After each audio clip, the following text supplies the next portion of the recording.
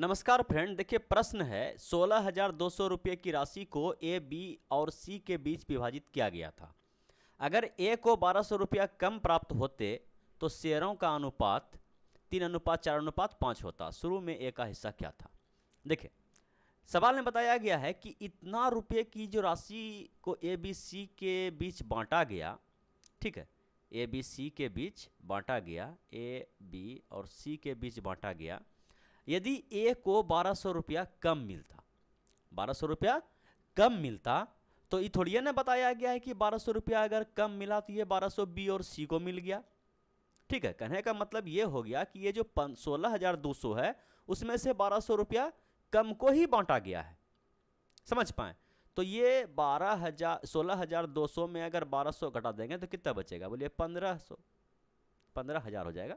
15,000 रुपया को ही बांटा गया है 3:4:5 में। तो कितना हो गया? 5 4 9 9 3 12। समझ पाए कि 12 ये हो गया, 12 बराबर 15। समझिए ना, किसका पूछा गया है? तो ए का हिस्सा। तो ए का हिस्सा कितना होगा? बोलिए कि 3 बटे कितना हो गया? 12 और गुना 15,000, ये ए का हिस्सा। 3 चौके 12, तो 4 से कटता है 7.5, 7.5 पौने 4, 3:75, 1 शून्य। मतलब ए का हिस्सा इस हिस्से से, इस अनुपात से ए का हिस्सा ये हुआ।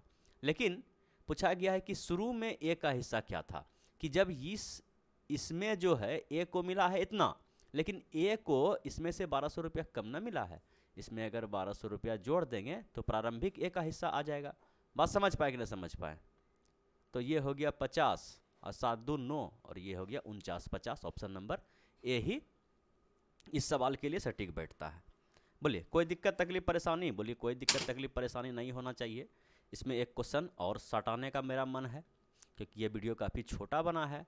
प्रश्न है कि 7 साल पहले ए और बी की आयु का अनुपात इतना था। देखिए आराम से सीखिए कि 7 साल पहले का बात किया गया है तो -7 लिख दिए। ठीक है, ये एक ए है और एक आपका बी है। इसका जो उस समय अनुपात था 2:3 था। फिर बताया गया है 3 वर्ष बाद, 7 साल पहले के बाद कहाँ जाएगा? जीरो बेस में जाएगा ना जाएगा? बोलिए हाँ, उसके बाद ना 3 वर्ष बढ़ेगा। नेगेटिव से पहले जीरो पे आएगा तब ना पॉजिटिव? बोलिए हाँ। तो 3 साल बाद उनकी आयु का अनुपात कितना हो गया है? बोलिए कि 5:7 हो गया है। तो जब हम बताए हैं कि उम्र जो बढ़ता है, दोनों का जो डिफरेंस ये जो होता है ये समान होना चाहिए। अगर समान नहीं होता है जिसको हम लोग समान पहले करते हैं। समान बनाने के लिए क्या करते हैं कि इन दोनों का जो अंतर होता है, कितना का अंतर? इस एक को इस अनुपात से गुना कर दीजिए और इन दोनों का जो अंतर है, कितना का अंतर? 2 का, इस अनुपात को गुना कर दीजिए। तो ये अनुपात जो नया अनुपात आया ये कितना हो गया? ये बोलिए कि 2 दूना 4 हो गया और ये 3 दूना 6 हो गया। ये अनुपात को अब हम लेके चलेंगे। समझ पाए? ये 7 वाला अनुपात ये वाला बन गया। और इसमें तो 1 से गुना कीजिएगा तो कोई दिक्कत नहीं, यही है। समझ पाएँ? ये 5 ही रह जाएगा, ये 7 ही रह जाएगा। अब देखिए डिफरेंस कितना का? बोलिए 1 का डिफरेंस, यहाँ कितना का डिफरेंस? 1 का डिफरेंस। समझ पाएँ? ये जो वर्ष का डिफरेंस कितना हो गया? 7 साल तो इधर, 3 साल इधर, 10 का डिफरेंस। और यहाँ कितना का डिफरेंस? बोलिए 1 का। समझ पाए? 1 का डिफरेंस, 1 का डिफरेंस। और यहाँ समय में कितना का डिफरेंस? बोले 10 का। तो 1 अनुपात बराबर 10 वर्ष। 1 अनुपात बराबर 10 वर्ष। तो पूछा क्या गया है? तो वर्तमान आयु, वर्तमान का तो मैदान खाली है। ये 3 साल, क्या क्या लिख रहे हैं, थोड़ा सा कंट्रोल मजदू कंट्रोल। तो सबसे पहले हम 3 साल बाद का उम्र निकाल देते हैं कि 3 साल बाद में क्या हो जाएगा। तो 3 साल बाद में इसका अगर रखें तो ये 10 से गुना होके ये हो गया 50 और ये हो गया आपका 70। तो ये 3 साल बाद का है ना। पूछा गया वर्तमान में, वर्तमान में कितना? 3 साल कम होगा।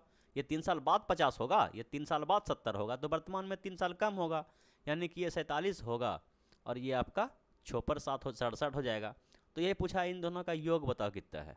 तो जोड़ दिए 7 7 14, 14 वाला 4 वाला ऑप्शन तो 1 गो है। समझ पाए कि नहीं? कोई दिक्कत? बोलिए कोई दिक्कत नहीं। समझ में आया? बोलिए हाँ। समझ में आ गया तो लाइक कीजिए, और नहीं समझ में आया तो एक बार फिर से पीछे करके देखिए, उसके बाद लाइक कीजिए। धन्यवाद।